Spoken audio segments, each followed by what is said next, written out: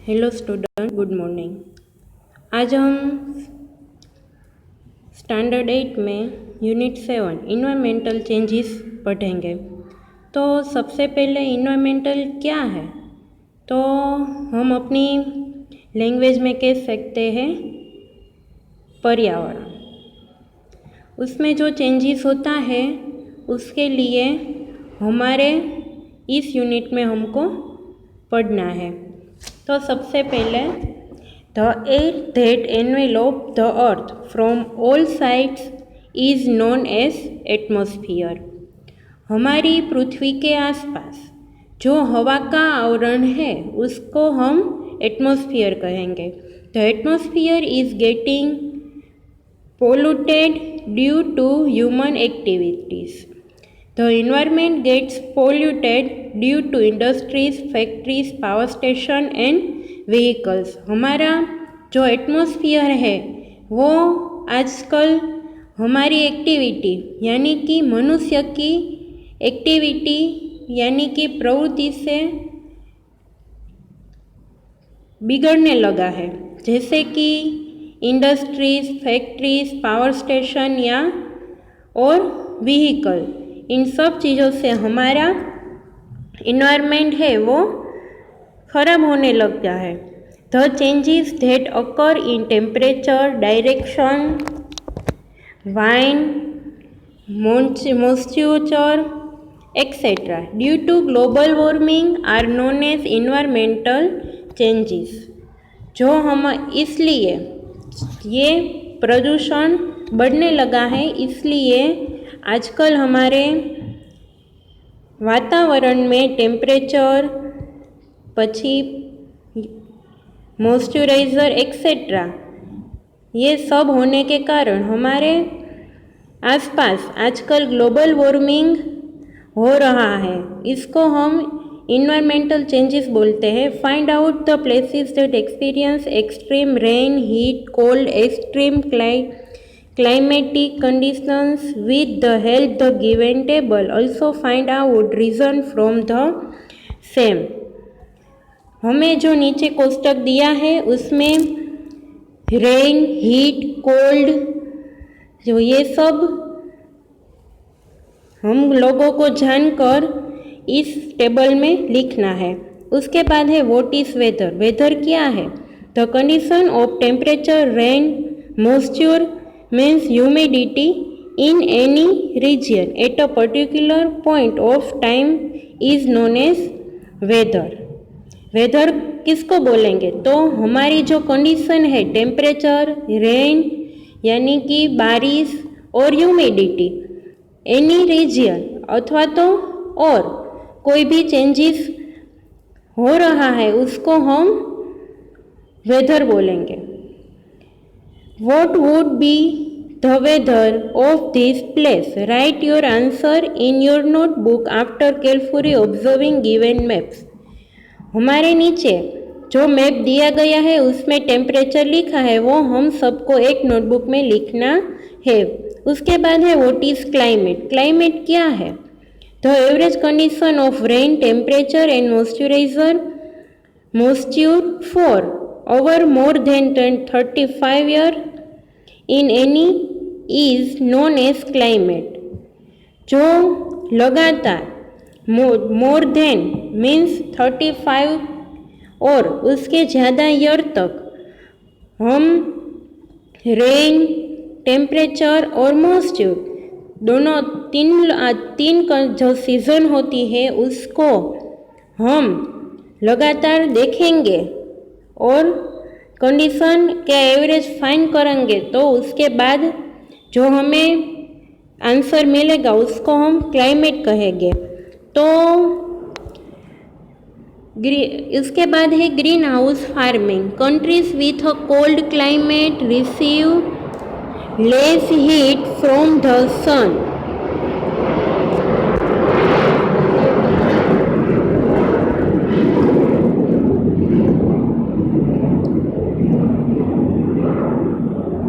This hampers the growth of plants and vegetables.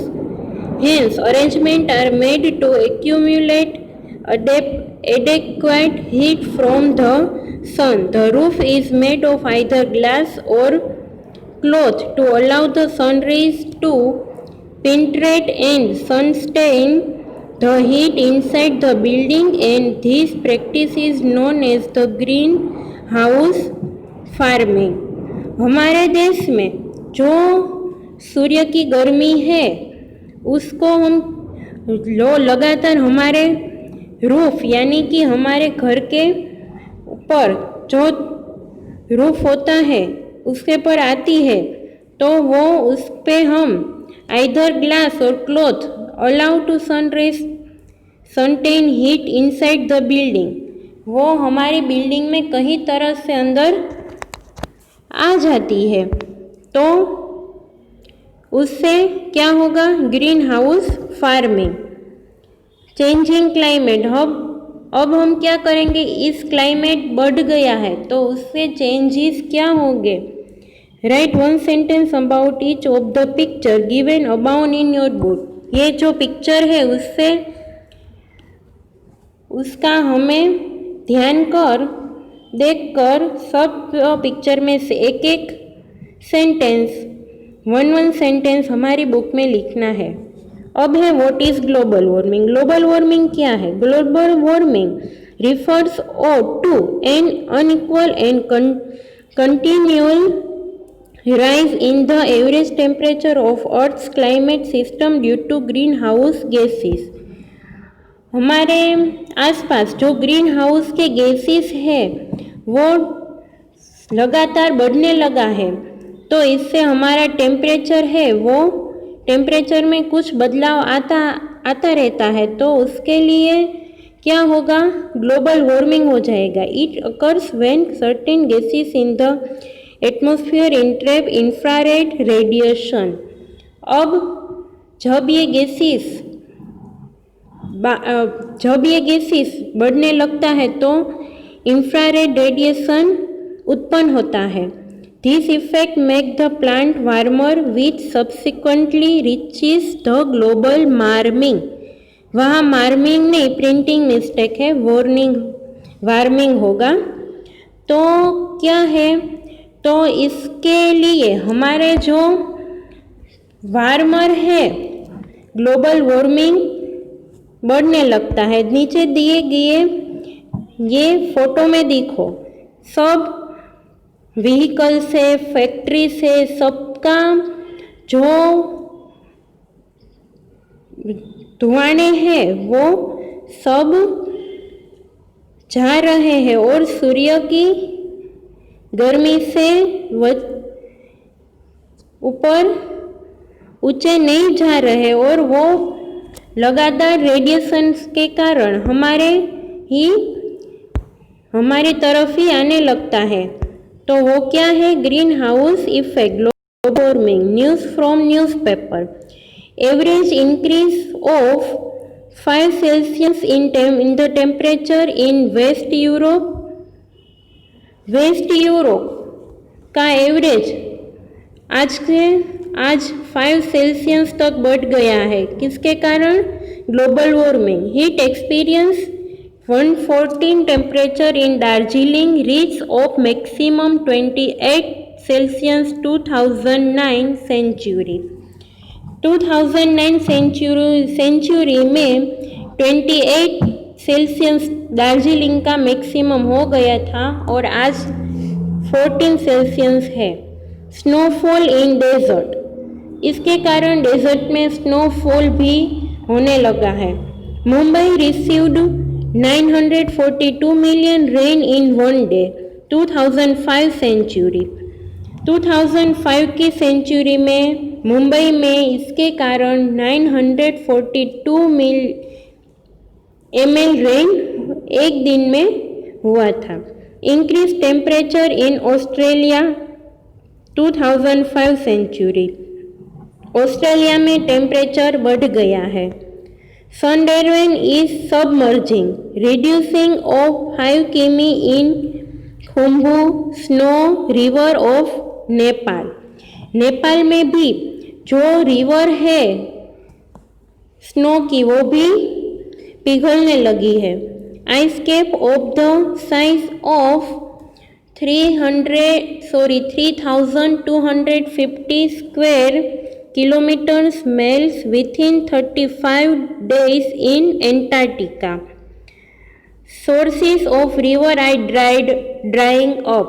जो river के sources जो है वो भी ड्राई यानी कि सूखने लगे हैं. How does the earth get heat? हमारी पृथ्वी है वो कैसे हीट होती है, कैसे गर्म होती है? तो the green house gases like carbon dioxide, methane, nitrous oxide, chlorofluorocarbon यानी कि CFC and hydrocarbon play an active role in the green house effect. Main कारण क्या है ग्रीन हाउस इफेक्ट का? तो carbon dioxide, methane, nitrous oxide, chlorofluorocarbon जैसे वायु हमारे आसपास फैलने लगा है, इसलिए the increase in the proportion of the gases leads the problem global warming and climate changes. Main reason यही है, इस सब का बढ़ने लगा है वायु का प्रमाण, इसलिए ग्लोबल वार्मिंग हो रहा है. Increase the in the temperature by 0.6 Celsius in the last 100 year. Last 100 year से हमारा टेम्परेचर 0.6 सेल्सियस तक बढ़ गया है. तो फिगर में देख सकते हैं कार्बन डाइऑक्साइड 64% है, chlorofluorocarbon CFC 65%, methane 10% and hydrocarbon 0.5%. Each person in the world release 4.5 metric tons of carbon dioxide. हर व्यक्ति वर्ल्ड में 4.5 मेट्रिक टन्स कार्बन डाइऑक्साइड उत्पन्न करता है. 100 years ago, the amount of carbon dioxide was 275 ppm. Today it is 350 ppm. 100 years पहले carbon dioxide है वो 275 ppm था और वो आज बढ़कर 350 ppm हो गया है. હવે उसके बाद ppm है क्या? तो ppm means part per million. For example 280 ppm is equal to 0.28%. Increase average temperature on earth in the last 150 years. देखो इस फिगर में हमें लास्ट 150 ईयर का टेम्परेचर है उसकी एवरेज बताई गई है. Study the table given above. State how much are we responsible in adding to the temperature of the earth. Earth का टेम्परेचर है वो किस जगह किसका कितना है वो हमें यहाँ दिखाई देता है. तो सबसे पहले थर्मल पावर स्टेशन ईयरली कितने गैसेस उत्पन्न करते हैं? 9 lakh ton. Motor car yearly 17 crore ton.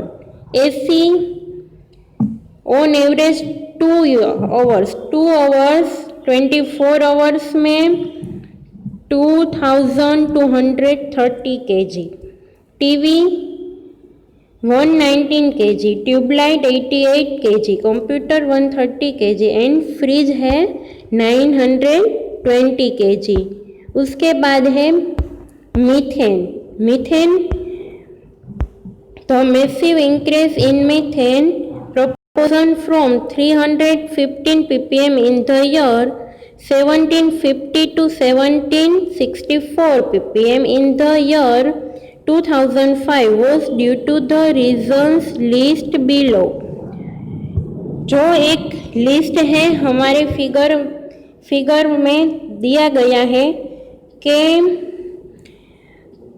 Year 1750 से 1764 तक मीथेन का जो प्रमाण है वो कितना बढ़ गया है, तो नीचे दिए गए फिगर में हम सबको दिखाई देता है। उसके बाद है nitrous oxide. The proportion of nitrous oxide has increased from 270 ppm to recent 319 ppm।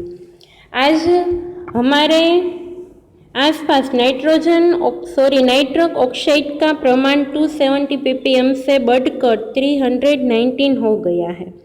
Chlorofluorocarbon due to use of foam, plastic, refrigerator, AC, circuit, spray the minute particular having in size ranging from 1 micron the 10 micron is known as aerosol, etc. There has been increase in the CFC. आजकल plastic, foam, refrigerator, AC, circuit, aerosol इसके कारण हमारा आसपास का जो वातावरण है वो बिगड़ने लगा है, इसलिए CFC है वो बढ़ गया है। इफेक्ट ऑफ ग्लोबल वार्मिंग तो हो गई, पर उससे इफेक्ट क्या होती है, तो changes are observe in the growth and development of the vegetation. हमारे जो ग्रोथ है डेवलपमेंट का, उसमें चेंजेस होने लगा है। Certain species of bird are now disappearing such as sparrow and vultures. अमुक पक्षी की जात है वो हमें नहीं दिखाई देती, सच एज लाइक स्पैरो और वल्चर्स मीन्स चकली और वल्चर्स मीन्स गीत। 200 glaciers of Himalayas are raised melt. जो हिमालयस का स्नो है वो भी पिघलने लगा है, हमारी तस्वीर में दिखाई देता है। 2001 में क्या है, 2003 में क्या है और 2006 में। There has been an increased natural calamities like famine, cyclone, excessive rain, flood in the last 10 years। उसके कारण लास्ट 10 years में साइक्लोन, रेन, फ्लूड्स वो सब आने लगा है। The places receiving heavy rainfall are now experiencing less rainfall. Rajasthan and Dubai experience heavy rain and there is scanty of rain in Cherrapunji. ऐसा होने लगा है जिस पर ज़्यादा बारिश होती थी वहाँ कम होने लगी है, और जहाँ कम होती थी वहाँ ज़्यादा होने लगी है। तो राजस्थान और दुबई में हेवी रेन होने लगा है, और उसके चेरापूंजी का हम प्रमाण करें तो उसमें बारिश ज़्यादा होती थी तो कम होने लगी है। The production of pulses are go down, the level of ground water is discrete. तो production pulses gone down, production है जो पल्सीज वो डाउन हो गया है। Level ground water has discrete, जो मैदान में वाटर होता था वो भी डिक्रीज्ड होने कम होने लगा है। The melting of glaciers has increased the water level in ocean, this has aggravated the erosion of coastline. जो ओशियन यानी कि हमारे समुद्र में का पानी है वो भी उसका स्तर बढ़ने लगा है। Human being will fall victims to dehydration, malnutrition due to increase in temperature। Temperature बढ़ने के कारण आजकल ह्यूमन को डिहाइड्रेशन एंड malnutrition जैसी प्रॉब्लम होने लगी है। There will be changes in the cycle of season will changes। जो ह्यूमन साइकिल, जो सीजन की साइकिल्स है वो भी होने लगी है। The characteristic of summer and winter season will change, हमें दिखाई देता है समर और विंटर की सीजन है वो चेंज हो गई है। The salinity of the soil in Gujarat will increase due to the increase of 25 centimetre in sea level, हमारे गुजरात के आसपास जो सी है उसका लेवल इंक्रीज बढ़ गया है, कितना 25 centimetre. There is a mark decline in the agricultural production, the frequency of diseases like cholera, dengue, malaria, yellow fever, swine flu etcetera has increase. उसके कारण क्या हुआ, हमारे देश में अमुक रोग होने लगा है, जैसे कि cholera, dengue, malaria, yellow fever, swine flu. The areas near the coast of Maldives, Bangladesh, Philippines, West Indies and Australia have submerge, जो सी के आसपास, ओशियन के आसपास जो देश है, मालदीव्स है, बांग्लादेश, फिलीपाइंस, वेस्ट इंडीज, वो सब मर्ज होने लगे हैं। According to the institute named Greenpeace, approximately 55 lakh people living in Gujarat will have to migrate in the year 2100 century. तो गुजरात में 2100 सेंचुरी में 55 लाख पीपल है वो हो जाएंगे।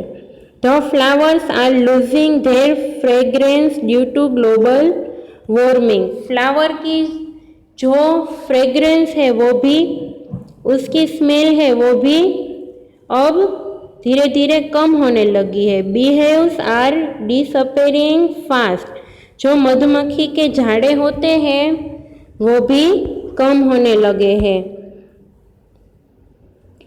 सी image 7.10 and make note based into how to much CO2 is being release. ये तस्वीर हमें लिखना है CO2 है, कार्बन डाइऑक्साइड, वो कितना रिलीज होता है। उसके बाद है non conventional sources of energy,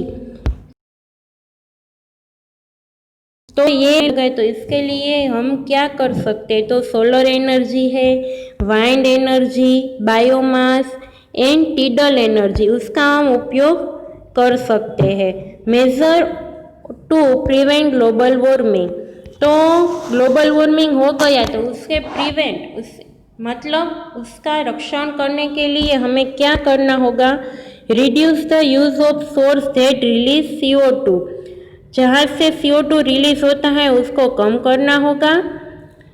अफॉरेशन and conversion for forest should be done, forest का जो नाश होने लगा है वो हमें कम करना होगा। Growing trees help to reduce carbon dioxide, जो कार्बन डाइऑक्साइड कम करता है वैसा ट्रीज हमें उत्पन्न करना होगा। Avoid the use of plastic का यूज करना होगा। Optimum use of manure and pesticides का उपयोग हमें कम करना होगा। अडोप्ट ऑर्गेनिक फार्मिंग का हमें यूज करना होगा। Proper use of means of transport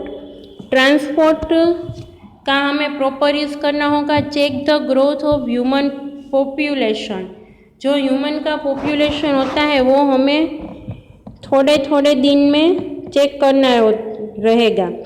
design the building with sufficient ventilation to save electricity को सेव करना होगा। Increase the use of eco friendly papers का हमें यूज बढ़ाना होगा। Grow plants and trees around your home, हमारे घर के आसपास प्लांट्स एंड ट्रीज उगाने होंगे। Make optimum use of natural resources, natural resources means कुदरती रिसोर्स जो है उसका हमें यूज़ करना होगा।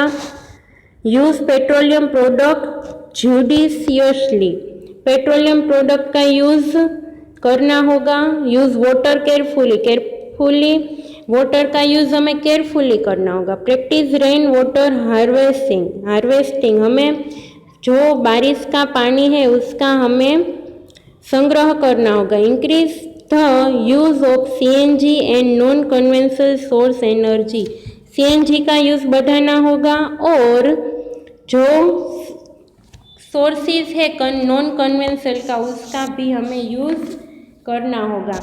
Global policy to protect environment, हमें इन्वायरमेंट को हम कैसे प्रोटेक्ट करेंगे, तो on realising that human activities are the root cause of destruction of the environmental, the countries of the world gathered at Stockholm, the capital of Sweden, in 1972 to think of ways to protect the environment. Another convention was held at Rio de Janeiro, Brazil, जो Brazil है, और Sweden का जो capital है Stockholm, इसमें environment कैसा है वो हम कैसे प्रोटेक्ट करते हैं वो हमें दिखाई दिया है, यहाँ बताया है।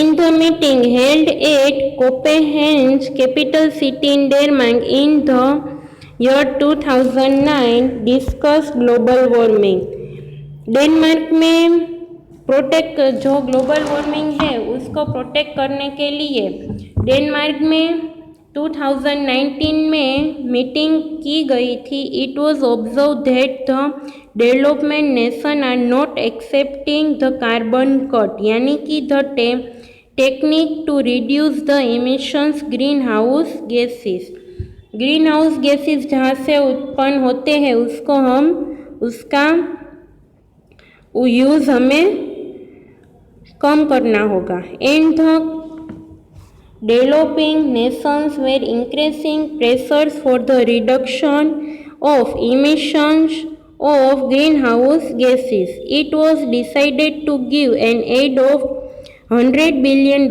for the development of developing nations.